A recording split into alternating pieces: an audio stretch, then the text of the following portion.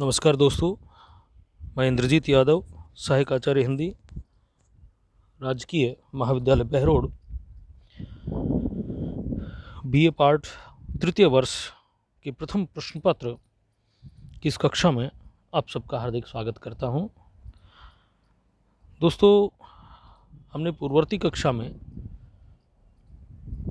दुष्यंत कुमार द्वारा रचित गजल संग्रह साये में धूप में संकलित हो गई है पीर पर्वत सी पिघलनी चाहिए गजल पर चर्चा शुरू की थी। उसकी व्याख्या हमने की थी, जहां दुष्यंत कुमार ने प्रशासनिक तंत्र राजनेताओं के द्वारा जो स्वतंत्रता पूर्व सपने देखे गए थे, उन सपनों का पूरा नहीं होना और उससे आगे बढ़कर आम जन की पीड़ा का बहुत ज़्यादा बढ़ जाना, अति की सीमा को पार कर जाना, आम मानवता का पीड़ित होना, उसको आधार बनाकर कवि ने इस गज़ल की रचना की, जहां उसने कहा था कि अब असहनीय हो गई ये पीड़ा, अब ये दर्द अब और सहन नहीं होता। अब तो राजनेताओं को, प्रशासनिक तंत्र के लोगों को समाज कल्याण के लिए काम करना ही पड़ेगा। इसी क्रम में उन्होंने कहा था कि हो गई है पीर पर्वत सी पिघलनी चाहिए, इस हिमालय से कोई गंगा निकलनी चाहिए। इस पर हमने चर्चा की थी कि जो पीड़ा है, जो वेदना है, वो हिमालय के समान भारी भरकम हो गई है, बड़ी हो गई है, बहुत ऊंची हो गई है, यानी कि बहुत ज़्यादा हो गई है पीड़ा इन व्यवस्थाओं की। अब कोई ना कोई इस हिमालय से गंगा निकलनी चाहिए, साथ विकास का कोई ना कोई काम होना चाहिए, जन कल्याणकारी योजनाओं का निर्माण और उनका जनता के बीच उनको अप्लाई करना, उनको लागू करने का काम राजनेताओं को और प्रशासनिक तंत्र के लोगों को करना चाहिए। आवश्यक हो गया है कि ये काम हो। आगे हम बात करें, आज यह दीवार पर्दों की तरह हिलने लगी, शर्त लेकिन थी कि ये बुनियाद हिलनी चाहिए।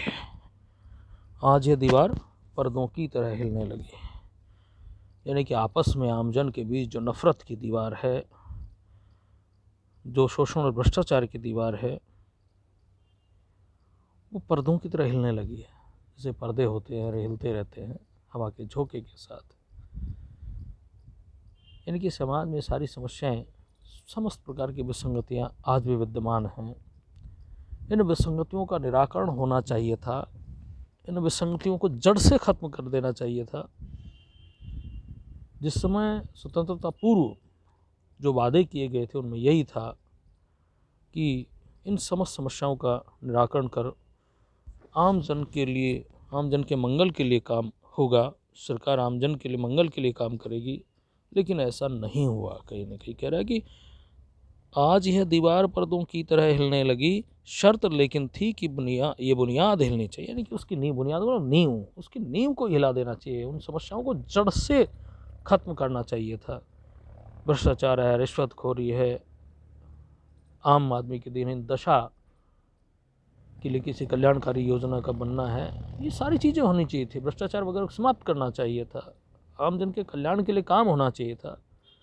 लेकिन ये जो चीज़ें थी वो मौजूद हैं, जस की तस हैं, वो ख़त्म नहीं हुई है। जबकि शर्त उस समय ये थी कि ये बुनियाद हिलनी चाहिए, यानी कि इसके नींव को ही ख़त्म कर, जड़ से ही इसको उखाड़ फेंकना चाहिए। ये हमने सोचा था, ये हमने कल्पना की थी। तो यहाँ कभी पूर्व में जो विज़न, जो सपना आमजन को दिखाया गया था, उसकी ओर संकेत करना चाह रहा है, कि कह रहा है कि शर्त लेकिन थी कि ये बुनियाद हिलनी चाहिए, यानी कि जड़ से हिलनी चाहिए, ये समस्याएं जड़ से समाप्त हो जानी चाहिए।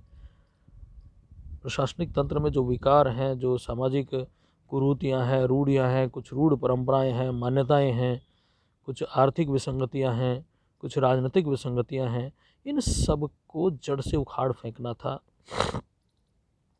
अंधविश्वास है समाज में, यानी कि जो भी बुराइयां हैं जो मानवता के लिए हितकर नहीं है, उन सभी बुराइयों को जड़ से समाप्त कर देने की कल्पना हमने की थी। ऐसा हमने सोचा था कि उसकी बुनियाद हिलनी चाहिए, उनको बुनियादी उसके नींव को ही हिला देंगे, अर्थात समस्त प्रकार की समस्याओं का निराकरण कर देंगे।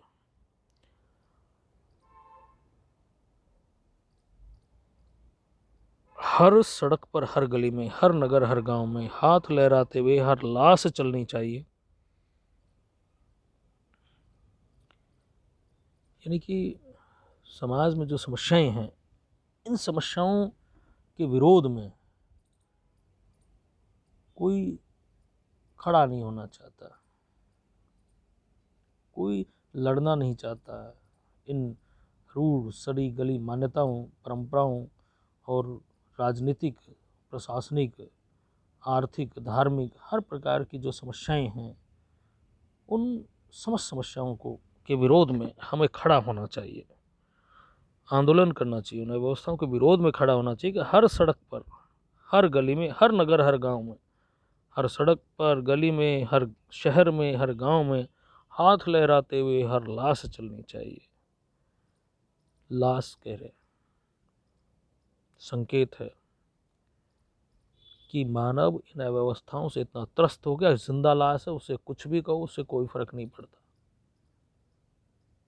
वो किसी भी समाज में व्याप्त अव्यवस्था का विरोध नहीं कर पाता, राजनीतिक, आर्थिक, धार्मिक दृष्टि से शोषण का शिकार होता है, लेकिन उसके विरोध में नहीं बोल पाता।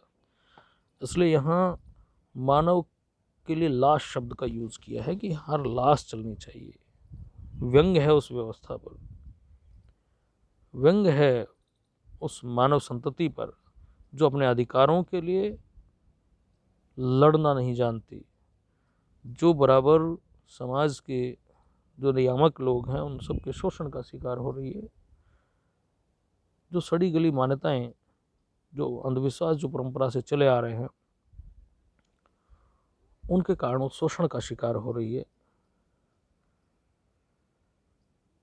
तो कभी उनको जगाना चाह रहा है, उनकी चेतना को जागृत करना चाहता है कि हर लाश चलनी चाहिए ना, कि हर आदमी को हाथ उठाकर उन व्यवस्थाओं का हाथ लहराते हुए उन व्यवस्थाओं के विरोध में खड़ा होना चाहिए, हाथ उठाकर उस बात का समर्थन करना चाहिए, गलत चीज़ का विरोध करना चाहिए।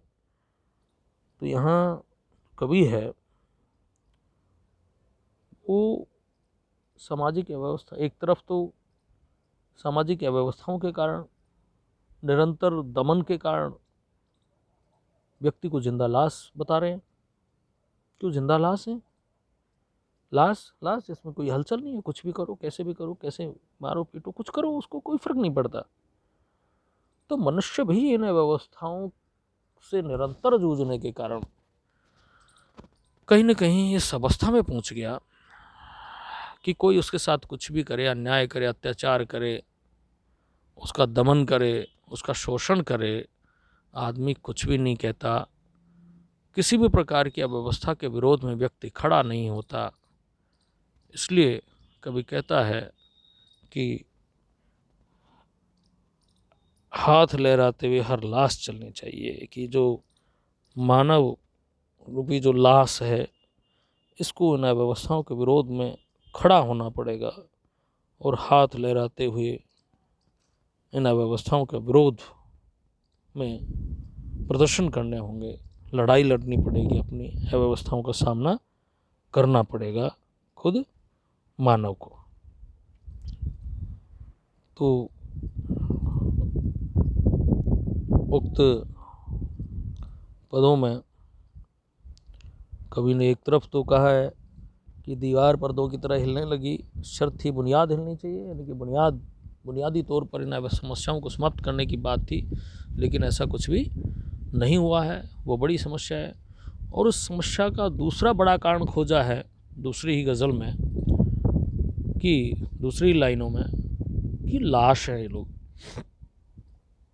लाश की भांति हैं, जो किसी भी प्रकार की समस्या से जूझना नहीं चाहते, किसी भी प्रकार की समस्या से लड़ना नहीं चाहते, अपितु उस समस्या को सहन करते रहते हैं, उस समस्या के साथ जीते रहते हैं।